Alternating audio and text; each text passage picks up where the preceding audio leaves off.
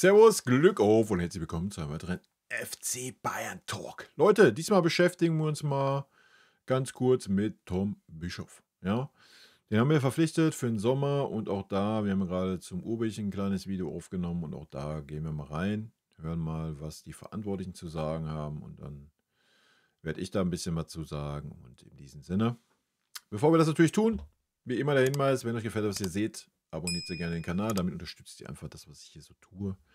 Vielen lieben Dank dafür. Und damit gehen wir rein in den Bums. Ja, direkt erstmal hier. Zack. In die Reaction. Tom ist ein außergewöhnlicher Spieler, der unfassbar großes Potenzial besitzt. Sehr starker linker Fuß, super Standard, super Passspiel. Tom ist sicher eines der größten deutschen Talente aktuell. Ein Leader auf dem Feld, er ist noch sehr, sehr jung mit 19 Jahren, hat aber schon viele Bundesligaspiele am Buckel, hat auch schon internationale Erfahrung. Ja, ein Spieler, der ab Sommer sich der Konkurrenzsituation beim FC Bayern bei unserem Kader stellen soll. Ein Spieler, der definitiv Potenzial besitzt, eben auch uns in Spielen zu helfen. Es ist natürlich trotzdem ein großer Schritt für ihn von Hoffenheim zu Bayern München. Aber ich glaube, er wird sehr, sehr schnell adaptieren und dann Schritt für Schritt ein Bayern München-Spieler werden. Ja, das werden wir halt erleben, ob dem so sein wird oder nicht. Ja, also erstmal, keine Ahnung, ich kann den Spieler jetzt nicht im Detail beurteilen, sonst irgendwas. Alles, was ich gelesen habe, ist einer der Spieler, der die meisten Balleroberungen in der gegnerischen Hälfte hat. Scheint also, was das anbelangt, auf jeden Fall sehr, sehr gut zur Philosophie in unserem Kader zu passen. Und wenn man sich die Situation mal anschaut im zentralen Mittelfeld, ich meine, Kimmich ist immer noch nicht verlängert. Werden wir sehen, ob der bleibt oder nicht bleibt. Und dann hat man auf jeden Fall eine weitere Option. Ja. Ist ein No-Brainer-Transfer in meinen Augen. Erstmal, weil, ja, er natürlich keine Ablöse kostet. Ja, vielleicht weiß ich nicht, ob man da noch eine Ausbildungsentschädigung zahlen muss, ob es vielleicht sogar ein kleines Handgeld gibt. Keine Ahnung, bin ich nicht drin in dem Alter, wie das da schon aussieht.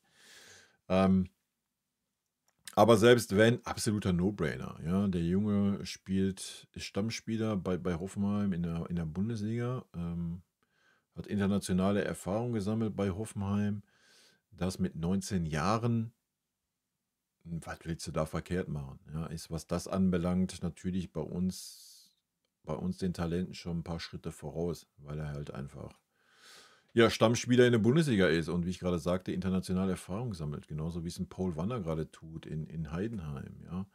Ja. Das sind Spieler, die nächstes Jahr kommen. Auch ein Paul Wanner hoffe ich, dass er nächstes Jahr zurückkommt und seine Chancen bekommen wird bei uns.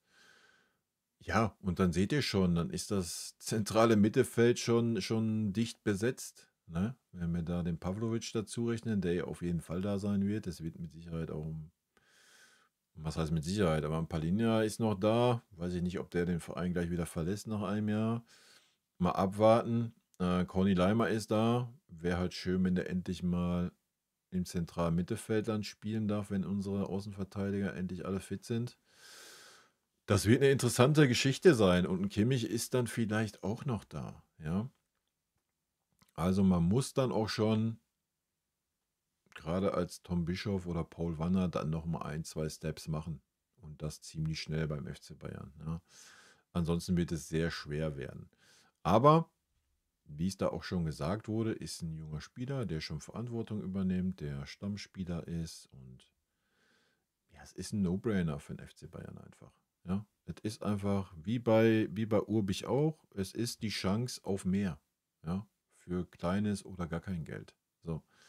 Und du wärst dumm, wenn du das nicht nutzen würdest. Wenn das ein Spieler ist, der diesen Weg gehen möchte, ja, sich darauf einlässt, dann let's go.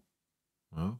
Wir wissen auch nicht, wie die Absprachen sind. Vielleicht ist es so, komm, du machst mal die Vorbereitung mit. Wir gucken mal, ob du dich durchsetzen kannst, was der Trainer von dir hält. Und wenn nicht, leihen wir dich noch mal ein Jahr aus oder sonst was. Ja.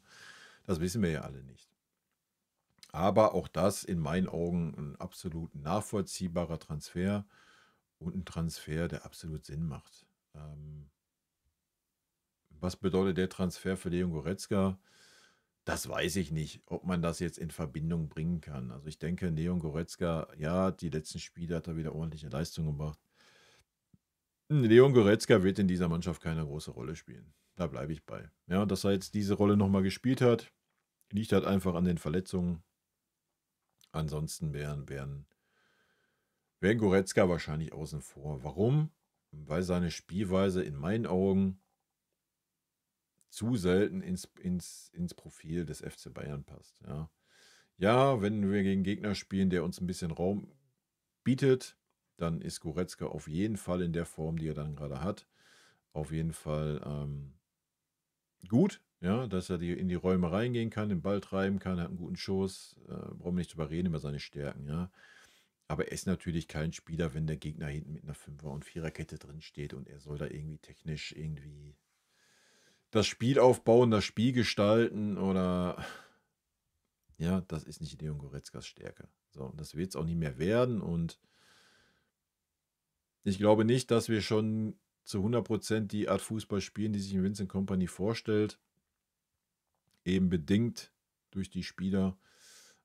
Ich denke, da wird noch eine Weiterentwicklung in der kommenden Saison folgen. Und ja, auch wenn wir sehen, was ein Leon Goretzka an Gehalt bekommt, stehen die Zeichen eher auf Trennung. Ob er das auch so sieht, werden wir sehen. Ja, das kann natürlich sein, dass er nächstes Jahr trotzdem da ist. Dann ist das so, ist auch völlig fein. Aber dieser Transfer zeigt ja schon, dass man mit dem Leon nicht mehr unbedingt planen wird. Ja. So, weil wir reden jetzt nicht über ein Talent, was wir verpflichten, was irgendwo Ersatzspieler ist und ein Versprechen für die Zukunft in 3, 4 Jahren. Ja. Wir reden jetzt von einem Talent, was Stammspieler in der Bundesliga ist.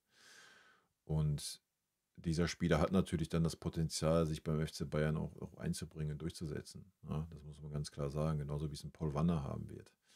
Und wenn du dann mal guckst, dann haben wir da schon ein sehr starkes Überangebot nächste Saison. Ja. Wenn du Musiala mit rein nimmst in die zentrale Position und nimmst einen Paul Wanner, du hast einen Pavlovic, dann hast du jetzt einen Tom Bischoff, einen Conny Leimer hast du noch, der vielleicht da irgendwann mal spielen darf, einen Kimmich, wissen wir noch nicht. Und dann hättest du noch einen Leon Goretzka und du hättest noch einen Palhinha. Ja. Da wissen wir natürlich noch nicht, wie die Planungen sind. Vielleicht plant man nächste Saison schon gar nicht mehr mit dem Palhinha. Ich habe keine Ahnung.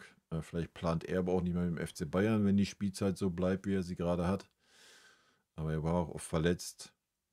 Schwierig einzuschätzen. Ja. Ist aber für mich auf jeden Fall ein sehr, sehr guter Transfer, den man voll nachvollziehen kann und ein absoluter No-Brainer ist. Ja. Weil entweder setzt der Junge sich durch, wenn nicht, ja, dann leiste ihn halt nochmal aus. Sollte er dann wiederkommen und sich dann durchsetzen, top. Sollte er wiederkommen, sich dann nicht durchsetzen, ja, dann wirst du ihn wahrscheinlich für sogar noch ein bisschen Geld verkaufen können. Ja, also von daher ist es ist minimales Risiko. Ja.